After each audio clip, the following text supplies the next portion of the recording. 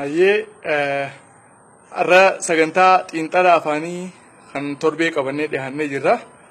Sagantaan keenya irraa kan imaammatu takka fuulleeffatu waa'ee jijjiirraa qubee irratti jechuudha. Waa'ee jijjiirraa qubee kanarratti qabxii sadiin kaasuufadha. Tokkoffaan rakkinni eessa jira? Dhugatti barattoonni dubbisuu bira jiramoo rakkinni kun eessa jira? Qulqullina barnootaa bira jiramoo barattoota bira jira waan jedhu tokkoffaa san laalla. Lammaffaa amaloota wayyaaneen qabdu. Amaloota wayyaanee irra deebinee laalla. Sadaffaan immoo jarri adii tumsii oraa adii takka jara Ameerikaa maal fakkaataa waan jedhu qabxii sadeen kanarraa haasofne jechuudha arraan tana. Okay, qabxii sadeen kanarraa yeroo eegallu tokkoffaa dura rakkinni eessa jira? Qulqullinni barnootaa jechuun maali? Rakkinni isaa qubee wajji wal qabatamu waan jedhu. Akka kiyyatti ani rakkina sadiin tarreessuufadha bakka tanatti. Tokkoffaa maali? Daree takka keessa barattoota meeqaatu jira? Barataa meeqaatu daree takka keessa barata? Barataa dhibba, barataa dhibbaa diidam, barataa 90 daree tokko keessa kutaa tokko keessatti barsiisuu jechuun barnoota gaa qulqullinaan akka kan godha barattoonni. Lammaffaa rakkina kitaabota gahaa harkachuu dhabu. Barataan tokko mata matatti kitaaba yoo harkate lammata kitaabota dabalataa suuraadhaan wal qabatee ittiin baratu addatti yoo harkate barnoota qulqullina qabu harkachuu danda'a jechuudha barataan. Kunis rakkina tokko kitaaba gahaa harkachuu dhabuun daree keessa barattoonni heddummachuun. Sadaffaan immoo hanqina barsiisotaati. Hanqina barsiisotaa yeroo jiru akkuma namuu beektan biyyatti kutaa takkarraa hamma 6 mana barnootaa jiran barsiisaan tokko sabjektii 4-5 barsiisa jechuudha. Barsiisaan tokko sabjektii 4-5. Barsiisaan barsiisu kuni kutaa 10tti qabxiin jalaa kutti amata tokko kolleejjii seenee barata. Barsiisummaa amata tokko barata. Sanbooda barattoota kanaa walitti dhufa jechuudha. Sabjektii 4-5 barsiisa barsiisaan kun. Barsiisaa tokko sabjektii 4-5 barsiisa. Tokkoffaa qulqullinni barnootaa bakka sanatti akkami? Ofii daddabanii rabbiin sakkaba waan jiru san hin fiduu waan jiru isiniif kaasuu fedheeti keessa deemee gadi qoqqotu isinii gala kun barsiisaan mindaa gahaa harkachuu dhabuunsaa barnoota gahaa harkachuu dhabuusaa barsiisaa ga'umsa gahaa qabuun barnoonni kan namuu dhabuun isaa rakkina uumamee jiru jechuudha malee rakkina qubeetii miti tarreegala qubee irratti jiru miti waan jiru mul'isuufadha. Qabxii lammaffaa irratti yoo deebi'u amaloota wayyaanee ilaaluu qabna. Rakkinni namni keenya nu hubatiin maali? Rakkinni wayyaanee maali? Amalli isaanii maali waan jiru ilaaluu qabna. Fakkeenyaaf hojumaata hojiilee yeroo mootummaa gartee nama nyaataa dargii hojjetamaa ture balaaleeffachaa dhaabaa turan wayyaaneen akka dhuftetti. Arrammoo sanuma arrii godhanii eegalanii maqaa isaaniitiin yaamsisuuf fedhan akka waan isaan jalqabaniitti jechuudha. Waan dur tokko balleessanii ifi yaamuu jaalatti wayyaaneen amala siirra. Fakkeenyaan isinii kaasa. Gaafa duraa gaafa mootummaa dargii sukkaraa fi salliixa dabtara sii kananii dabtaraan fuutee dheeyxee hiriira dhaabbattee qabalee irraa fudhatta. Waan san dargiin wayyaaneen akka dhuftetti ni dhaabde. Baroota 6-7 bira kunne kan ammoo qabalee irraa dheeyxee fudhatta dabtaraan salliixaa fi sukkara jechuudha. Wanti san siistooma gaafa dargii ture wayyaaneen haaree fiddee kasii fakkeessitee fi yaamte jechuudha. Kunis akka jiru jira tokkoffaa. Lammaffaa barnoota gartee masarata timirtii jaanii gaafa dargii deemanii ganda keessa barsiisan hawwanii fi kanneen jechuudha. Waan san mootummaa wayyaanee yeroo dhufanii dhaabe.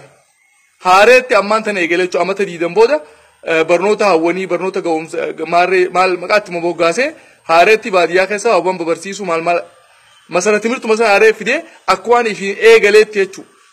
Ifi yaame jechuudha tanaas. Sadaffaa qabna. Safaraa waan jaanii jiraame hawaasa qubsiisuu.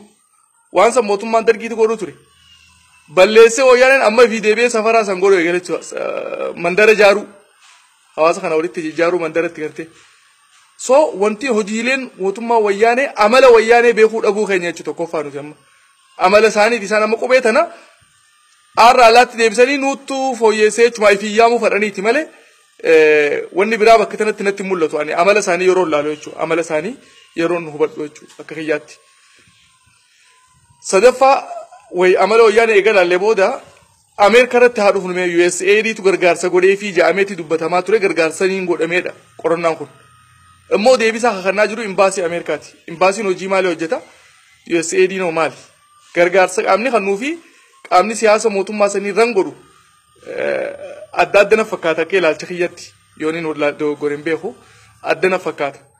So osoo biiroon barnoota Oromiyaa takka ministeerri barnoota Itoophiyaa qabxii kanarratti gabbahee fuulleedhaan addeellatti hin dubbatin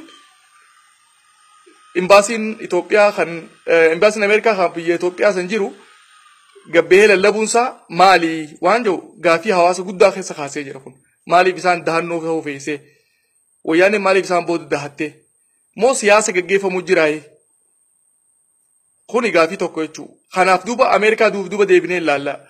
Hogganoonni siyaasaa bilisummaa Oromoo duraanii yeroo dubbatan yoo miidiyaatti dhiyeenya harkaa jirru Ameerikaatu nu dogoggorsiisee beellama nu seenanii nu garagalanii biyya nu harkaa baasanii isaantu akka dannoo kan nu godhee isaantu Ameerikaatu komatamaa ture jechuudha. Hogganoota siyaasa Oromoo ol aanoodhaan isteejii irratti bahamee dhiyeenya waan harkaa ture jechuudha. Waan Ameerikaan gootee Jimmy Carter yeroo cawwatummaa cawumsaa shoora taphataa turan jechuudha. Arrammoo kaarikulama balleessuu irratti kaarikulamni badee jechuun jenereeshinii amma jiru kun doofaa akka ta'u jenereeshinii dhufu doofaa akka ta'u irratti dalaguu jechuudha.